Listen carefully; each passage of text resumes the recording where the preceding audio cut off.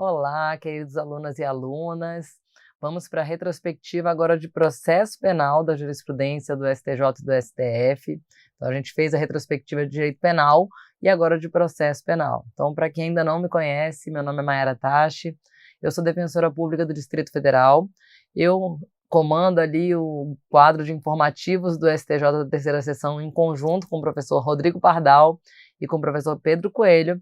E eu vou trazer para vocês os principais julgados de 2025 de processo penal. Então, eu trouxe 2 precedentes importantes do STF, e a maioria são do STJ, realmente, porque o STJ decide mais processo penal também, né? Então, o STF muitas vezes passa vários informativos sem tratar de questão processual penal, enquanto o STJ sempre tem pelo menos 3, 4, 5 precedentes ali da quinta e sexta turma decidindo a respeito de questões importantes sobre o rumo do processo penal que vem mudando bastante ao longo do tempo, né? Então a gente vem se confrontando com um processo penal um pouco mais garantista, especialmente na ótica do Superior Tribunal de Justiça, né, que respeita ali a ordem constitucional.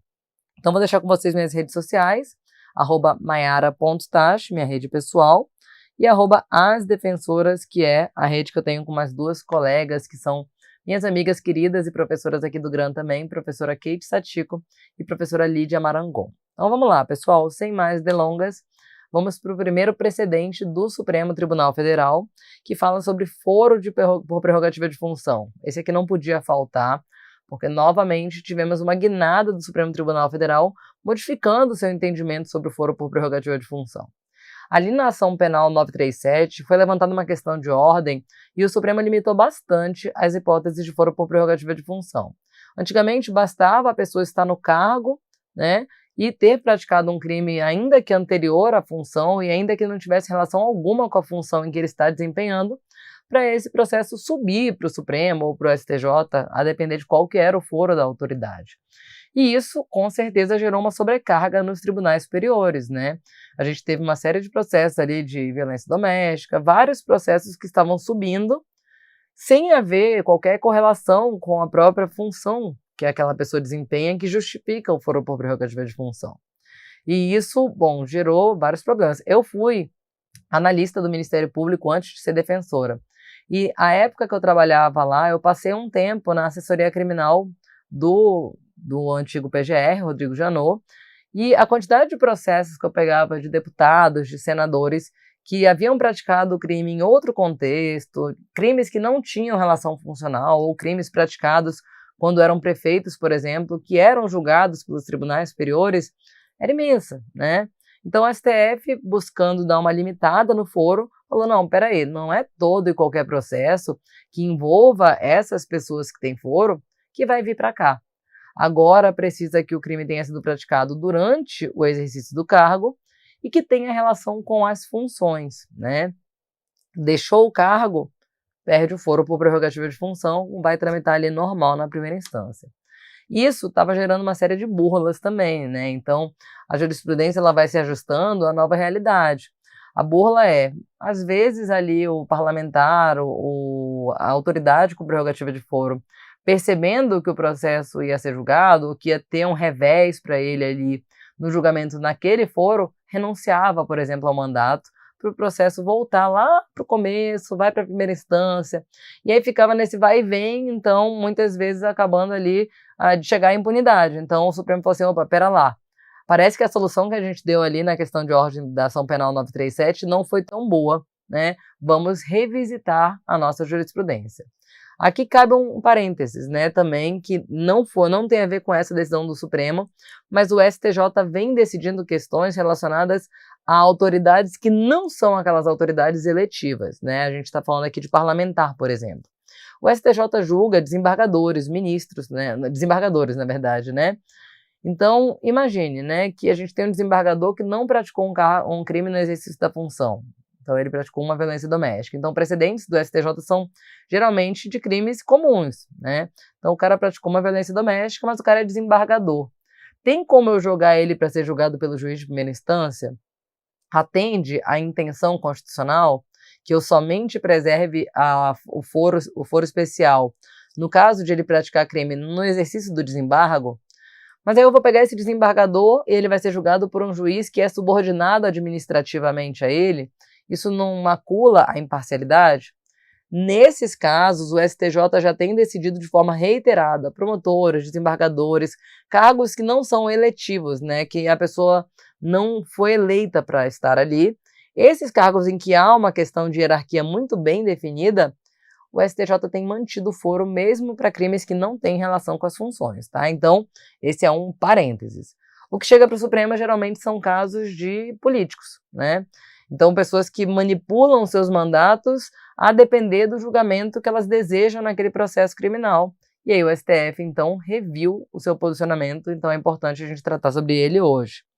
A prerrogativa de foro para julgamento de crimes praticados no cargo e em razão das funções subsiste mesmo após o afastamento do cargo, ainda que o inquérito ou a ação penal sejam iniciados depois de cessado o seu exercício. Então agora, o que atrai o foro é o crime ter sido praticado no cargo e o crime ter sido praticado em razão das funções. Então, mesmo que ele saia, mesmo que o mandato se encerre, ou mesmo que a ação penal seja iniciada, deflagrada depois que ele já não é mais parlamentar, ele vai continuar tendo o foro por prerrogativa de função, já que o crime foi praticado no cargo e em razão das funções. Então, nesse caso, não há modificação da competência, estabelece-se uma espécie de perpetuar-se jurisdiciones, né? Então, a jurisdição ela vai se perpetuar para julgamento daquele feito. Então, mudou-se a jurisprudência agora para tentar evitar justamente essas burlas, né, que levavam a movimentações constantes dos processos e esse processo acabava não andando, não era julgado nunca. Então agora ele vai continuar ali no local do foro se teve relação com a função e se foi praticado no cargo. A gente tinha, por exemplo, uma discussão sobre mandatos cruzados, né? Então ele saiu de deputado, virou senador. Então já teve ali uma mudança de cargo, não pode mais. Não mantém mais esse posicionamento. Mas esse foi no exercício do cargo, mas teve uma solução de continuidade, ele voltou agora. Vai continuar. Mas hoje em dia ele se afastou da política e virou pastor. Vai do mesmo jeito ser julgado no foro por prerrogativa de função se o crime foi praticado no cargo e em razão das funções, ok? Então, esse posicionamento importante do Supremo Tribunal Federal. Segundo posicionamento importante do Supremo diz respeito à busca pessoal. Então, o STJ tem ficado mais à frente desses processos, né? Mas, vez ou outra, chega ali um habeas corpus que o Supremo decide se manifestar.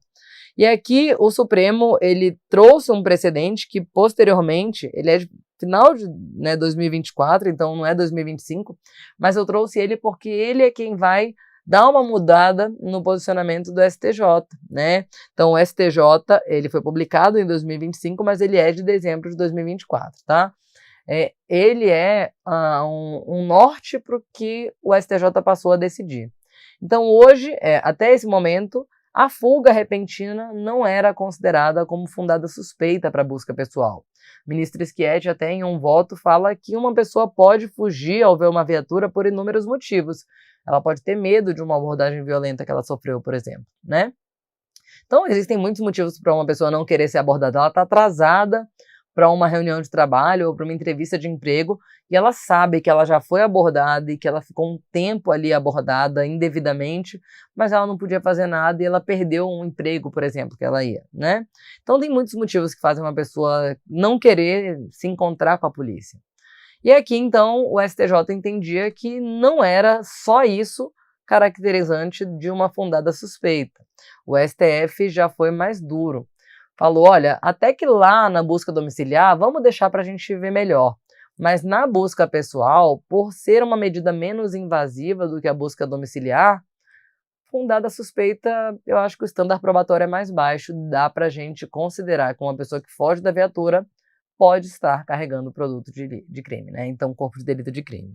Então, a conduta da pessoa que na via pública, ao avistar a aproximação da viatura policial, muda repentinamente de direção, na tentativa de fugir do local, pode configurar a fundada suspeita e justificar objetivamente a realização da busca pessoal sem ordem judicial. O STJ vem a complementar depois esse precedente, falando de fato pode, mas a prova dessa alegação incumbe à polícia. A polícia que tem que comprovar que a pessoa fugiu correndo, né? Isso ainda está muito incipiente na ponta, né, para quem atua no sistema de justiça criminal, ainda não se sabe como é que a polícia vai comprovar isso, porque há uma relutância muito forte em usar as body cams, né, e a não ser pelo testemunho do próprio policial, via de regra não tem outras testemunhas nesses processos, então ainda está meio no limbo isso aí, mas já saibam que o posicionamento do STF é no sentido de admitir a busca pessoal com base em fuga repentina ou mudança repentina de direção ao avistar a viatura, que é importante também. STJ agora sobre reconhecimento. Não é possível a condenação amparada em prova desconforme o procedimento de reconhecimento de pessoa, previsto no artigo 226 do Código de Processo Penal, e não corroborada por elementos autônomos e independentes suficientes por si sós para lastrear a autoria delitiva. O STJ tem vários precedentes reiterados, né, nesse sentido aqui. A prova produzida por um reconhecimento falho, fora das regras do 226, eu até agregaria também desconforme com a resolução 484 do CNJ e com os precedentes do STJ, que dão norte. A gente tem agora um recurso repetitivo, né, do STJ explicando o que pode servir no reconhecimento. Essa prova produzida desconforme, ela é uma prova ilícita, ela tem que ser desentranhada do processo, ela não serve para lastrear denúncia, nem prisão, nem condenação, não serve. Ela é uma prova imprestável. Ela deve sair do processo, assim como as provas derivadas dela. Mas isso, por si, não impede a condenação quando houver outras provas autônomas, né? Então eu tenho que verificar qual que é a força probante dessas provas autônomas e eu não posso somar a elas o reconhecimento. Vou dar um exemplo de um processo que eu estava fazendo hoje, né? O réu foi encontrado 10 horas depois na casa da namorada do corréu, né? Então são 2 réus. Ele foi encontrado na casa da namorada do corréu com o veículo que foi subtraído, o celular da vítima, vários objetos. Eles estavam dormindo na casa da namorada do corréu, né?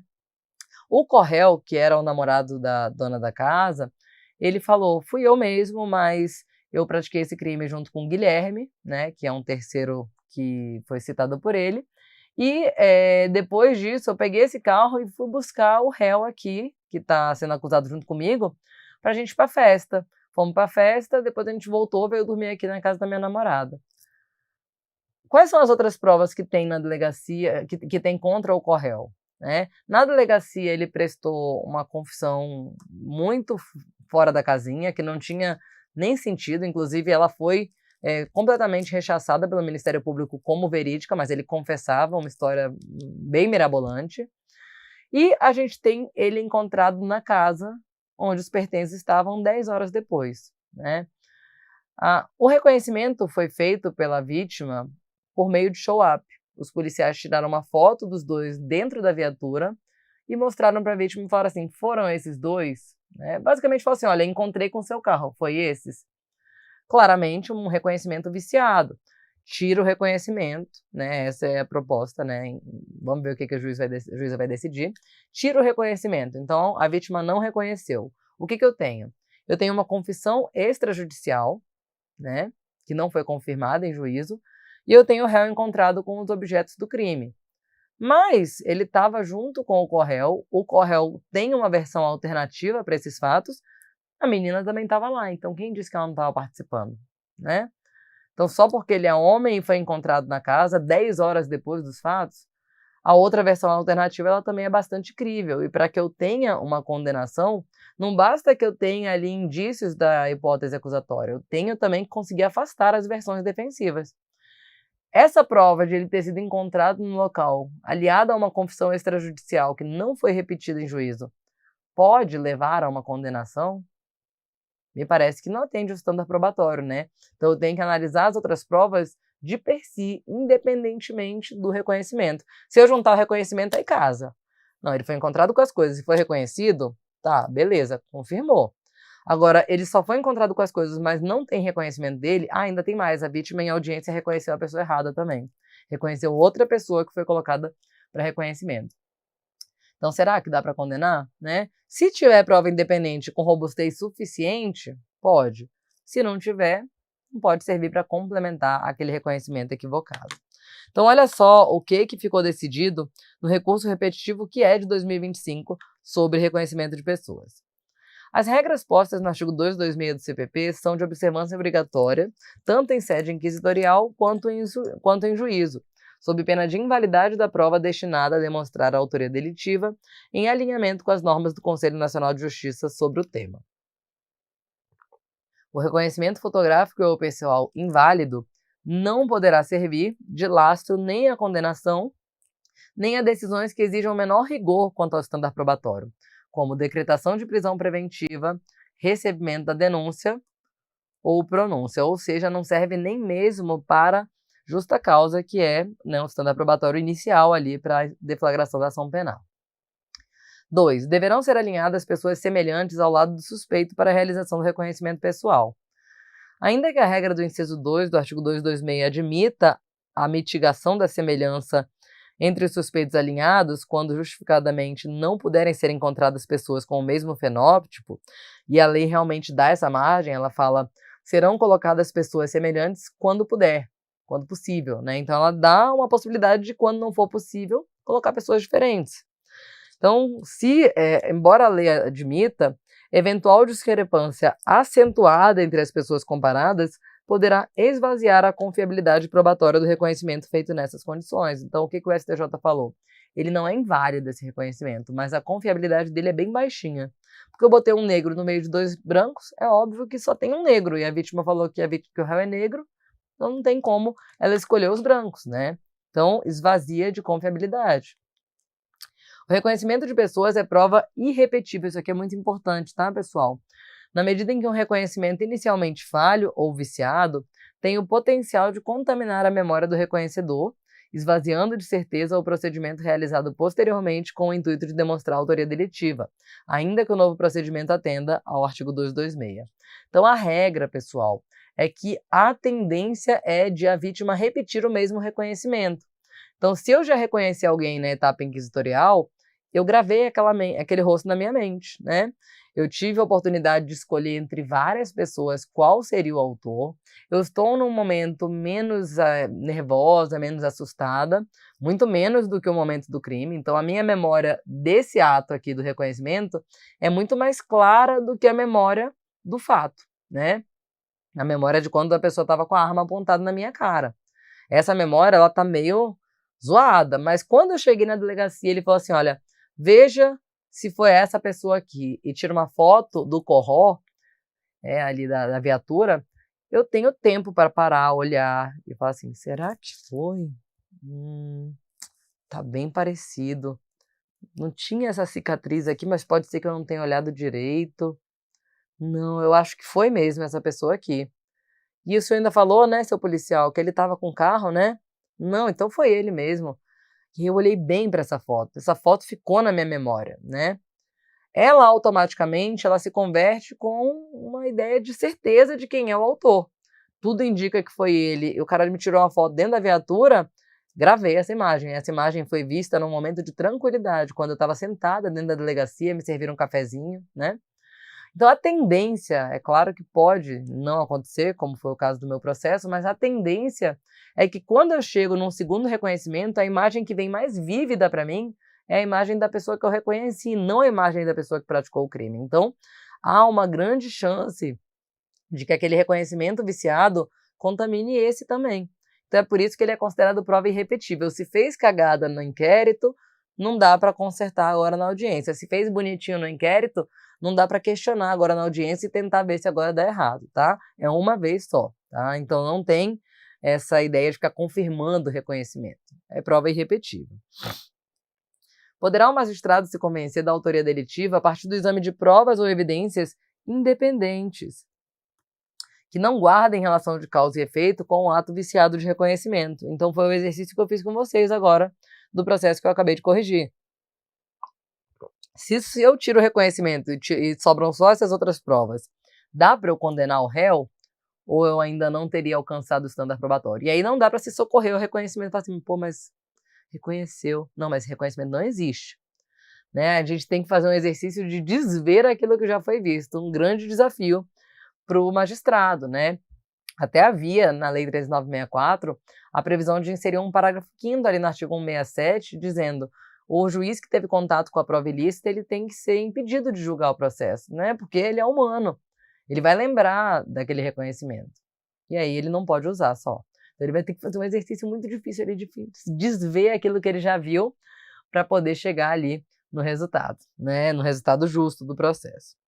Mesmo o reconhecimento pessoal válido deve guardar congruência com as demais provas existentes nos autos. Então, pessoal, não pode haver condenação exclusivamente com base no reconhecimento. Tem que somar, tem que ser corroborado. Desnecessário realizar o procedimento formal de reconhecimento de pessoas, previsto no artigo 226, aqui é um distinguishing do HC original, quando não se tratar de apontamento de indivíduo desconhecido, com base na memória visual de suas características físicas, mas de mera identificação de pessoa que o depoente já conhecia anteriormente. Então, se eu vou reconhecer alguém que estudou comigo, eu sei quem é essa pessoa, né? Eu só preciso falar, olha, tal fulano foi a pessoa que praticou o crime. Aí ele vai me trazer a foto do fulano e vai falar assim, esse aqui é o fulano que você está falando? Eu falo assim, é esse, porque eu conheço, né? É diferente da hipótese em que eu estou buscando nos traços uma pessoa completamente desconhecida que eu tive um contato breve e eu quero tentar identificar. Eu não conheço, então eu vi essa pessoa uma única vez no momento do crime. Aí eu tenho que observar o procedimento. Agora, foi alguém que eu estudei na faculdade, até na hora eu até abordei e falei assim, fulano, a pessoa assustou, mas assim, continuou assim mesmo praticando crime, mas eu tenho certeza, porque a gente fazia trabalho em grupo junto, né? Então, eu tive muita troca com ele, a voz era a mesma, o jeito de andar, né? Tudo isso são características de uma pessoa que eu conheço. Não precisa, nesse caso, observar o 226, tá? Mas aí também muita atenção. Teve um caso em que eu fiz uma audiência em que a vítima falou assim, não, mas eu não tenho dúvida, porque eu conheço. Aí eu perguntei, tá, vamos lá, você conhece de onde? A gente jogava bola de vez em quando lá perto de casa. Há quanto tempo? Ah, isso aí já tem mais de 20 anos, a gente era criança. Assim, tá, então ele tá adulto. Você viu ele depois de adulto? Nunca mais tinha visto, essa foi a primeira vez. Inclusive, na hora que eu vi, eu chamei ele pelo nome e falei, e o teu irmão fulano de tal? Mas ele não reagiu, ele só falou assim, mano, que fulano de tal o quê? E continuou o roubo. Ou seja, talvez não seja a pessoa que ele conhecia. Ele tinha visto essa pessoa quando essa pessoa era uma criança, hoje era um adulto, né? Ele pode ter identificado traços da pessoa que ele conhecia, mas pode ser que seja uma pessoa completamente diferente. Então, isso também deve ser objeto de cautela quando a gente fizer um reconhecimento de alguém que a pessoa diz conhecer, mas conhece mesmo, né? Há quanto tempo não tem contato? Pode ter havido mudança nas características físicas, e aí no final a própria vítima falou assim, pode até ser que não fosse ele, mas era parecido. Imagina a gente ter uma condenação com base no pode ser que não era ele, pode ser que não fosse ele, mas era parecido. Então é importante também a gente tomar cuidado quando a pessoa diz que conhece, para saber se realmente é alguém do convívio, alguém que essa pessoa tem muito claras as características físicas. Próximo precedente, informativo 872. São nulas a inquirição de testemunhas e o interrogatório protagonizados por magistrado que adota postura inquisitorial, em lugar de atuação residual e complementar necessária para preservar a imparcialidade e o contraditório. O que o artigo 212 prevê, pessoal? As perguntas serão formuladas pelas partes diretamente à testemunha, não admitindo o juiz aquelas que puderem induzir a resposta, não tiverem relação com a causa ou importarem na repetição da outra já respondida. Então, até aqui, o juiz vai só fazer o controle da produção da prova pelas partes. Parágrafo único. Sobre os pontos não esclarecidos, o juiz poderá complementar a inquirição. O STF já decidiu que esse precedente, que essa possibilidade de o juiz fazer perguntas na instrução, né, não viola o sistema acusatório. O artigo 3º-A previu o seguinte: o processo terá estrutura acusatória vedadas a iniciativa do juiz na fase de investigação e a substituição da atuação probatória do órgão da acusação. O que o Supremo decidiu? O juiz pode, pontualmente, nos limites legalmente autorizados, determinar a realização de diligências para o fim de dirimir dúvidas sobre questão relevante, fazer perguntas, então ele pode se esclarecer. Então, quando a gente fala em sistema acusatório, a gente está falando em um juiz que não é parte no processo, em um juiz que somente julga. Então, a atividade probatória, ela é das partes. Quem tem que produzir provas são as partes. Então, em regra, o juiz não faz perguntas mesmo, mas há a possibilidade de ele minimamente tentar descobrir, tentar entender alguma coisa que não ficou muito clara para ele. A lei fala em dirimir dúvida. Então, houve alguma questão ali que as partes trouxeram que não ficou evidente para ele, ele pode se esclarecer. O que a doutrina entende é que não pode ao juiz produzir a prova, ele ser ali aquele cavaleiro solitário na busca pela condenação, porque ele entende que o Ministério Público não fez o trabalho dele, o Ministério Público não precisa de ajuda. Tem muitos profissionais bem capacitados, muito bem pagos, não precisa do juiz para assumir esse papel, né? Então ele não pode tomar as rédeas da acusação, produzir a prova em substituição ao Ministério Público. Tem precedentes, por exemplo, em que o Ministério Público não foi para a audiência e o juiz assumiu o papel do Ministério Público formulando as perguntas pela acusação. Não pode fazer isso, né, pessoal? O que pode é ele minimamente ali tentar dirimir dúvidas que tenham restado após a atuação das partes. Ok, pessoal? Então, se ele foi proativo, ele foi o autor da instrução probatória, é nulo o julgamento. Outro ponto interessante, pessoal, produção de prova por meio de print de WhatsApp, né? Hoje a gente sabe que a maioria das comunicações não se dá pelo telefone. Quem que manda SMS, né? Quando eu era adolescente, a gente tinha também o MMS, que era quando você ia mandar uma mídia. Hoje, figurinha, né? Hoje a gente manda tudo pelo WhatsApp, a gente liga pelo WhatsApp, a gente faz chamada de vídeo pelo WhatsApp. Então o WhatsApp ele é o grande meio de comunicação no Brasil. O Brasil é campeão no mundo de WhatsApp.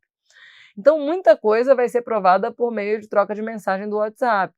Mas qual que é a confiabilidade dessa prova, né? Como que eu vou saber que aquele print ele realmente foi aquela mensagem que foi traçada? A gente sabe que a gente pode adulterar. Eu posso apagar as mensagens só para mim e dar o print da nova versão da conversa que fui eu, né, que criei. Cara, eu nunca esqueço, isso aconteceu. Não, eu vou entregar a minha idade, mas não tem jeito. Na época que eu era adolescente, estava na escola, tinha um Mirk, né? Eu entregando minha idade. O Mirk era uma forma de comunicação que era bem precária, mas a gente entrava nos canais e tinha conversas individuais com as pessoas e ficava o log dessa conversa armazenado no nosso computador. Só que o log era um documento editável, era um doc, né? Era outro final, mas eu não lembro qual que era. E aí, esse documento podia ser editado, né, pela pessoa e ela podia manipular. Eu nunca esqueço, eu tinha uma grande amiga e o namorado dela, na época, deu em cima de mim por meio de uma mensagem, uma conversa no Mirk. E aí eu fui contar pra ela, falei assim, olha só, eu acho que eu preciso te contar, porque fulano deu em cima de mim, eu acho que você tem que saber, você é minha amiga, e você decide o que você quer fazer com essa informação. Ele adulterou o log da conversa, e ele colocou que eu que estava dando em cima dele. E ela acreditou. E ela nunca me perdoou, né, durante aquele ano na escola, enquanto ela estava com ele, ela ficou com ele. E ele falseou ali aquela mensagem. Então, ela era muito mais fácil, mas hoje também não é tão difícil. Então, você consegue editar toda uma conversa de WhatsApp, você consegue apagar mensagens suas ou de outras pessoas. Se você botar lá, apagar só... Olha eu ensinando a fazer coisa errada, né? Se você botar apagar só para mim, e você tirar um print da conversa, vai aparecer só o que você manteve na conversa. As que você apagou desapareceram. Então, como que eu vou confiar numa prova dessa, né? A gente tem muita discussão sobre o WhatsApp Web, mas esse precedente aqui, bom, é interessante, né? Prints de mensagens de WhatsApp obtidos por particular, então vamos lá, a vítima mandou o print da mensagem, né? Confirmados em juízo e sem indício de manipulação, não configuram violação à cadeia de custódia. Então, basicamente, a ideia aqui é de que a cadeia de custódia ela é uma prova, é uma exigência probatória que, em tese, ela vai se opor predominantemente ao Estado. Então, quando o Estado produz uma prova, o Estado tem que comprovar a integridade daquela prova. Ele interceptou uma conversa, ele tem que mostrar ali o cadeia hash, toda a documentação de integridade, né, que eu possa rastrear, de rastreabilidade, ele tem que fazer. Agora, se o ofendido chega lá com um print de uma conversa, foi ele que trouxe, né? Se não tiver indício de manipulação e as partes confirmaram o teor daquela conversa, vai servir como prova. Então, minha dica, né? Cheque aquela mensagem com o seu assistido, se você for defesa, ou se você estiver pela acusação também, cheque ali com o ofendido se houve algum tipo de alteração naquela mensagem, porque se as partes não discordarem do conteúdo, ela vai valer para fins de prova, ok? É importante também esse precedente, porque o print de WhatsApp ele tem sido muito questionado por causa dessa possibilidade de manipulação. No juízo civil, por exemplo, é muito comum que se exija a ata notarial da conversa, né? Então você vai no cartório e aí você mostra a conversa e um tabelião vai registrar que aquela conversa ali realmente consta do aplicativo, mas isso também não impede manipulação, né? Então, importante aqui. A questão em discussão consiste em saber se é exigível a preservação da cadeia de custódia da prova, mesmo antes da entrada em vigor da Lei 13.964. A gente já sabe que é. Houve a devida preservação da cadeia de custódia das provas digitais e, em não havendo tal observância, há ou não comprometimento da validade dessas provas no processo penal. A análise envolve a verificação da cadeia de custódia em toda a sua extensão, desde a obtenção até o descarte do vestígio, perpassando pelos cuidados necessários para permitir a sua devida avaliação e teste. A rigidez da prova digital deve ser garantida sob os aspectos da auditabilidade, repetibilidade, reprodutibilidade e justificabilidade. A cadeia de custódia deve ser preservada para garantir a confiabilidade da prova. A ausência de medidas para preservação, quando impede qualquer teste de confiabilidade, torna a prova imprestável. No caso concreto, em que pese não se possa afigurar dos autos a ilicitude na obtenção da prova, é caso de inviabilidade de utilização de tais elementos em decorrência da quebra da cadeia de custódia nos momentos subsequentes. Nesse contexto, a imprestabilidade da prova digital, em razão da quebra da cadeia de custódia, impõe o seu desentranhamento dos autos. Então, nesse caso aqui, quando ela é obtida pela autoridade, eu tenho aqui, então, né, que reconhecer a imprestabilidade da prova digital. Agora, quando são as partes que trazem, não há que se falar em quebra da cadeia de custódia da prova. Então, ela vai ser afastada, né, ela vai ser afastada do processo quando a autoridade policial é quem traz esse processo, ou o Ministério Público, então é oponível ao Estado. Importante esse precedente aqui da sexta turma. Claro que ainda está tudo se consolidando, né? Aqui esse precedente é da quinta turma, então nenhum deles é posicionamento de sessão, mas é importante vocês saberem que essa discussão está acontecendo. E aqui em 2024, as provas emitidas mediante print de WhatsApp não configuram a violação da cadeia de custódia, tendo em vista que foram realizadas por familiar da vítima. Então há uma tendência aqui, né, agora da quinta turma, em entender que a prova trazida pelo particular, quando não houver indícios de manipulação, e quando houver a confirmação por parte dos interessados do teor daquelas mensagens, de que essa prova seja mantida no processo. Agora vamos lá. Apesar da ilicitude do conteúdo do relatório de investigação com imagens de captura de tela, prints ou screenshots de conversa de WhatsApp, a posterior extração dos dados do aparelho celular da paciente realizada com autorização judicial permite classificar tais provas como de fonte independente. Então, olha só. A gente teve aqui os prints de WhatsApp que foram juntados aos autos pela autoridade, mas paralelamente foi deferida a quebra do sigilo do telefone daquela pessoa, né? Esse print de WhatsApp foi considerado ilícito, porque eu não tinha ali a cadeia de custódia observada, ele foi apresentado pela autoridade policial no relatório de investigação. Essa quebra de sigilo chegou ao mesmo resultado e também identificou aquelas mesmas conversas. Então, não há contaminação dessa prova, que foi juntada de forma ilícita, quando eu teria aqui ela obtida por uma fonte independente, tá? Então, a teoria da fonte independente aqui foi aplicada para essas obtenções de conversas via WhatsApp. Então, muita coisa aqui de WhatsApp não poderia ser diferente, né? A gente tem que se adaptar às novas tecnologias mesmo e pensar em como garantir a possibilidade de direito à prova sem vulnerar direitos fundamentais, já que eu trago uma prova não confiável. Então, esse é o grande desafio aí dos tribunais hoje. Próximo precedente. O Tribunal ACO, em julgamento de apelação, não poderá determinar a realização de novo júri quando for acolhida pelo Conselho de Sentença a tese de ausência de autoria, conducente à clemência do acusado de forma coerente com os fatos e provas debatidos em sessão plenária. Esse precedente aqui, na verdade, ele vem em acompanhamento com o tema 1087 do Supremo Tribunal Federal. Então, o Supremo Tribunal Federal teve que se confrontar em regime de repercussão geral com a seguinte questão: cabe recurso do Ministério Público quando a decisão for manifestamente contrária à prova dos autos? E se for no quesito genérico, que pergunta o jurado absolve o acusado? E a segunda questão que foi submetida ao STF foi: cabe absolvição por clemência no tribunal do júri? Isso está inserido no escopo da plenitude de defesa? E o que o STF decidiu no tema 1087 aqui, então, que vai tratar dessas questões? Cabe apelação interposta pelo Ministério Público quando a decisão dos jurados for manifestamente contrária à prova dos autos. Então, sim, né? Havia votos em sentido contrário, especialmente do ministro Celso de Mello, porque ele entendia que quando houve a alteração do Código de Processo Penal lá em 2008, né, que passou a prever um único quesito para absolvição, que a gente chama hoje de quesito absolutório genérico, o jurado absolve o acusado, ao invés de trazer cada tese individualmente em vários quesitos longos e cansativos e difíceis de compreensão, o ministro entende que quando se fez um único quesito, o jurado absolve o acusado sem perguntar qual tese ele deseja acolher, simplesmente perguntando se ele entende que o acusado deve ser absolvido, isso passou a tornar esse quesito não mais um quesito fático probatório, mas sim um quesito valorativo, tá? E se esse quesito é valorativo, não se discute mais se foi legítima defesa, se foi inexigibilidade de conduta diversa, se cada elemento da excludente está comprovado. Eu pergunto só: o jurado absolve o acusado?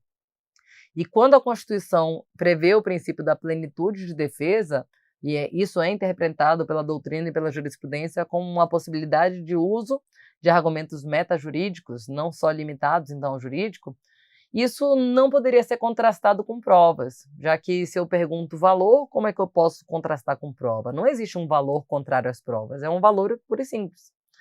Essa tese do ministro Celso de Mello ela foi vencida e predominou então no Supremo que sim, mesmo que o jurado absolva no quesito genérico, por qualquer razão da cabeça dele, tem que haver uma análise probatória e se for manifestamente contrário à prova dos autos, pode sim haver o recurso do Ministério Público e esse julgamento pode sim ser anulado. Exceto quando houver tese de clemência sustentada e constante em ata, e essa tese de clemência for compatível com a Constituição Federal, compatível com os precedentes do Supremo e compatível com os fatos dos autos. Então, basicamente, o que eles falaram é: pode sim recorrer quando for manifestamente contrário à prova dos autos, exceto quando os jurados estiverem absolvidos por clemência. Então, eles validaram a possibilidade de absolvição por clemência no tribunal do júri. Foi uma baita discussão, uma preocupação muito grande dos ministros era justamente com a tese da legítima defesa da honra, né? E aí eles incluíram esse trecho que fala que tem que ser compatível com a Constituição e com os precedentes do Supremo. O ministro Gilmar Mendes, inclusive, queria excepcionar exclusivamente a legítima defesa da honra, permitindo a absolvição para todas as outras hipóteses. Mas eles preferiram deixar um pouco mais aberto. Tinha uma preocupação também que essa clemência fosse travestida com crimes praticados por organizações criminosas e o temor que os jurados sentem daquelas pessoas, e isso pudesse levar a absolvições indevidas, né? E então havia uma preocupação muito grande de crimes por racismo, crimes LGBTI-fóbicos. Então eles conformaram essa preocupação nesse texto. Cabe absolvição por clemência, desde que seja uma clemência real. Se for uma clemência incompatível com a Constituição, com os precedentes do Supremo ou com os fatos, não vai ser mantida a absolvição, vai ser submetido a um novo júri. E aí, no segundo júri, por expressa previsão legal, se ele for novamente absolvido, ainda que pelos motivos errados, esse julgamento será mantido, tá? Na legítima defesa da honra, não, porque lá eles entendem que é uma causa de nulidade, não é uma decisão manifestamente contrária para o dos autos. Então tem uma peculiaridade lá. Muito interessante isso aqui, eu já tive um processo em que o réu foi absolvido por clemência, que já foi submetido a recurso do Ministério Público e eles mantiveram a absolvição aqui no TJ do Distrito Federal. É um caso bastante peculiar, mas que não era de legítima defesa da honra, e eles entenderam que era compatível a absolvição por clemência. É importante destacar, pessoal, que havia um precedente do ministro Edson Fachin em um habeas corpus, entendendo que não se aplica clemência para crimes hediondos. Por quê? Porque esses crimes hediondos, pela Constituição, são insuscetíveis de anistia, graça e indulto, né? Então ele entendeu que se nem esses perdões constitucionais podem ser concedidos, com a mesma razão o acusado não poderia ser perdoado também pelos jurados, né? Como se a anistia, o indulto e a graça que são concedidos pelos poderes constituídos fosse maior do que a clemência dada pelo povo diretamente no julgamento, né? Mas essa tese, que inicialmente estava no voto do ministro Edson Fachin, ele que foi o relator do acórdão do tema 1087, ela não foi acolhida por maioria, eles tiveram que entrar num consenso, ele retirou esse trecho, então não há essa previsão de que não cabe clemência para crimes hediondos, tá? Ele queria propor, mas não teve, não alcançou maioria no Supremo. Então, importantíssimo esse precedente aqui, com certeza muita prova vai cobrar, né? Outro precedente importante, pessoal, que também era algo que vinha ali, né, oscilando na jurisprudência. Guarda municipal pode realizar busca pessoal em via pública quando houver fundada suspeita, sempre ela, de prática delitiva. Então, hoje, a gente pode ter busca pessoal realizada por guarda municipal. Se tiver, por exemplo, uma situação de flagrância, eles podem fazer busca pessoal. Então, havendo fundada suspeita de prática delitiva, eles podem. Então, a gente vem numa sequência de precedentes do STJ compreendendo nesse sentido aqui. Tá? Então, antigamente a gente pensava só nos agentes de segurança pública que integram efetivamente polícias, agora ampliou-se para guardas municipais também. Aqui, STF em repercussão geral. É constitucional no âmbito de municípios o exercício de ações de segurança urbana pelas guardas municipais, inclusive policiamento ostensivo e comunitário, respeitadas as atribuições dos demais órgãos de segurança. Então, como é possível que eles façam esse policiamento ostensivo dentro dos limites ali da sua atribuição, essa busca pessoal vai ficar inserida também nessa atuação. Pessoal, importante aqui, Lei Maria da Penha. A vítima de violência doméstica possui legitimidade para recorrer da decisão que indefere ou revoga medidas protetivas de urgência. Então, não fica limitado ao Ministério Público o interesse recursal. A própria vítima pode constituir uma defesa técnica, né, uma assistência jurídica técnica, né, que no caso dos crimes de violência doméstica e familiar contra a mulher, a Defensoria Pública já atua como assistente qualificada da vítima, então ela pode usar essa assistência qualificada para, inclusive, questionar o indeferimento de medidas protetivas em seu desfavor, sem precisar que o Ministério Público concorde. Então ela tem essa legitimidade autônoma para requerer, né? A gente já viu no retrospectiva de direito penal que essa assistência qualificada ela pode ser realizada pela Defensoria Pública, ok? Outro precedente importante, não é cabível a substituição da custódia cautelar por prisão domiciliar quando estiverem presentes indícios de que a custodiada exerce papel de destaque em organização criminosa de grande poderio econômico, bem como não tiver sido demonstrada a sua imprescindibilidade aos cuidados do seu filho adolescente. Esse caso aqui, a mulher ela era envolvida com o tráfico no Comando Vermelho, ela tinha uma posição de liderança no Comando Vermelho. E ela pedia a substituição da prisão preventiva dela pela prisão domiciliar, porque ela tem um filho adolescente, e esse filho estava passando por episódios de depressão, ansiedade, né? E por conta disso demandava a atuação dela. Só que, primeiro, ela não se enquadrava no critério legal, porque ele era maior do que 12 anos. Então, para isso, ela precisaria ser imprescindível aos cuidados, né? E, além disso, a própria decisão do STJ é no sentido de que existem hipóteses excepcionais que impedem essa conversão da preventiva em domiciliar. Então, ela não é automática como decorrência ali da previsão do artigo 318-A. Né? Então, o artigo 318-A ele veio para conformar o HC coletivo de mães e mulheres, mas ele traz ali a possibilidade de, excepcionalmente, você deixar de converter. Então, não é automático. Então, olha só, o 318-A prevê o seguinte: a prisão preventiva imposta à mulher gestante ou que for mãe ou responsável por crianças ou pessoas com deficiência será substituída por prisão domiciliar desde que não tenha cometido crime com violência ou grave ameaça à pessoa, crime de tráfico se enquadra aqui, não tenha cometido crime contra seu filho também se enquadraria aqui.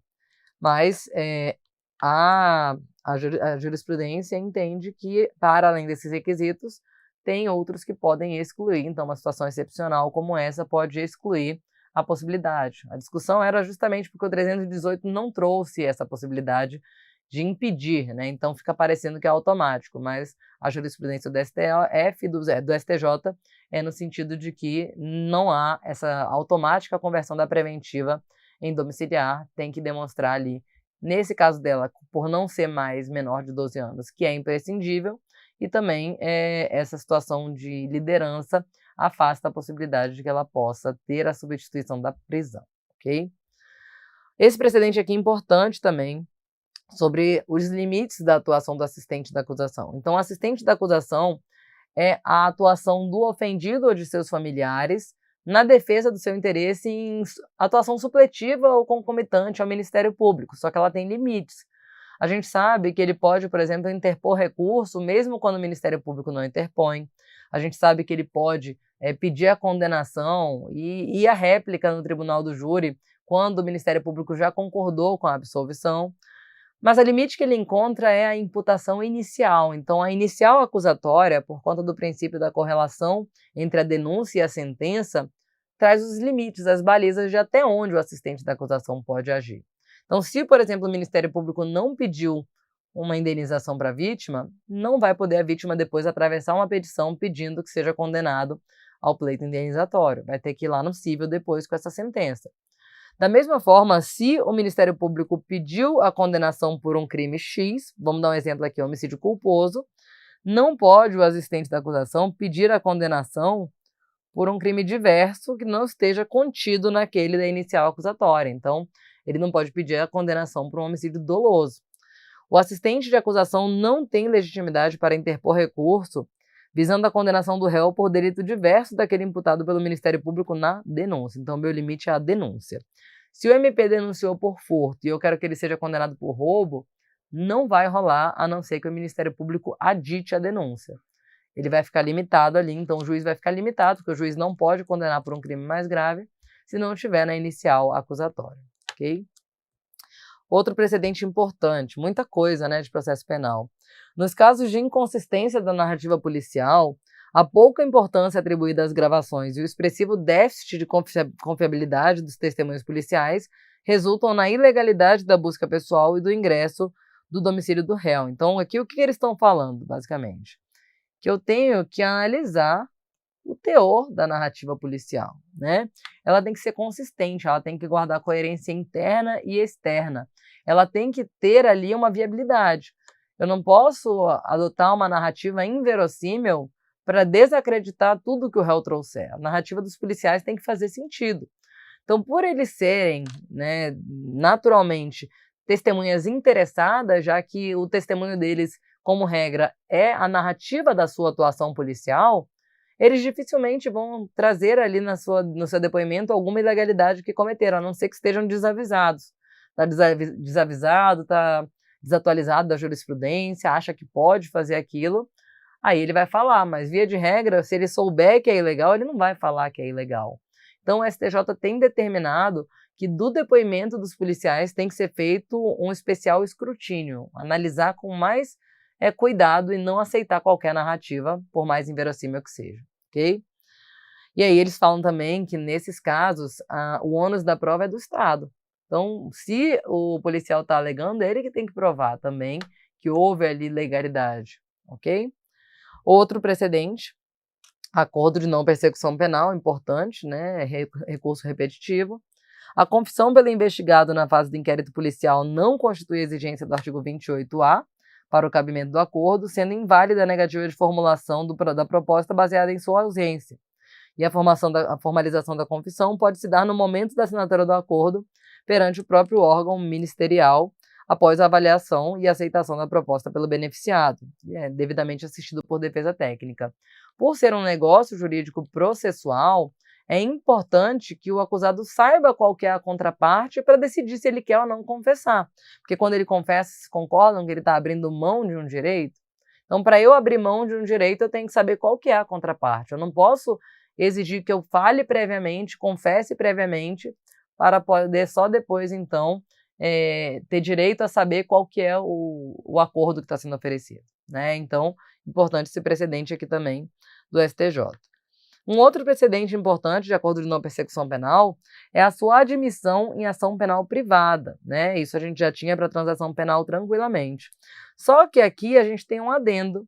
O STJ entende que o Ministério Público tem legitimidade supletiva para propor a medida quando houver inércia ou recusa infundada do querelante, ou seja, às vezes o querelante não quer oferecer o acordo porque quer se vingar a qualquer custo do acusado, então quer a ação penal. Mas se não tiver nenhum fundamento para não oferecer, tem que oferecer, né? Um poder-dever do Ministério Público é igualmente um poder-dever do particular quando exerce essa função pública de titular da ação penal.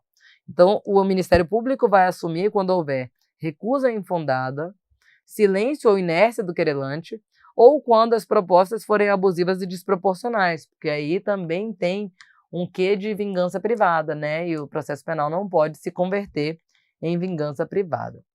Vou falar aqui rapidamente dos 3 precedentes que eu trouxe, né? Só para vocês saberem, não vamos aprofundar aqui. Mas basicamente esse aqui fala que a condição de gênero feminino é suficiente para atrair a Lei Maria da Penha, nos casos de violência doméstica, e ela prevalece sobre a questão etária, então o ECA ele fica em segundo plano, né? E a Lei Maria da Penha vai prevalecer para fins também de determinação de competência, né? E de aplicação da legislação de regência. O STJ entendeu que o magistrado pode acessar redes sociais do investigado e utilizar informações públicas para fundamentar a decisão de prisão preventiva e cautelares sem que isso viole o sistema acusatório. Então a gente está falando aqui do juiz que recebeu um pedido de prisão e foi lá no Instagram do réu para ver o que ele estava fazendo sozinho, por conta própria. O STJ entendeu que isso não configura violação ao sistema acusatório. Polêmico. E aqui o comparecimento espontâneo da vítima à delegacia e o registro de ocorrência policial são suficientes para caracterizar a representação. Só que aqui, pessoal, eu preciso que esse comparecimento seja espontâneo e o registro de ocorrência também espontâneo. Se, por outro lado, a vítima foi intimada para comparecer e lá ela prestou suas declarações, não foi ela que foi lá, foi uma terceira que comunicou o crime, isso não é representação, ó. O mero comparecimento da vítima perante a autoridade policial só pode ser considerado como representação quando é espontâneo. Quando o comparecimento não é espontâneo, ou seja, a vítima comparece em observância a mandado de intimação, incumbe à autoridade colher formalmente a representação. Bom, com isso eu acho que a gente conseguiu cobrir os principais precedentes do ano de 2025. Espero que essa aula tenha sido útil para vocês e desejo bons estudos a todos. Até mais!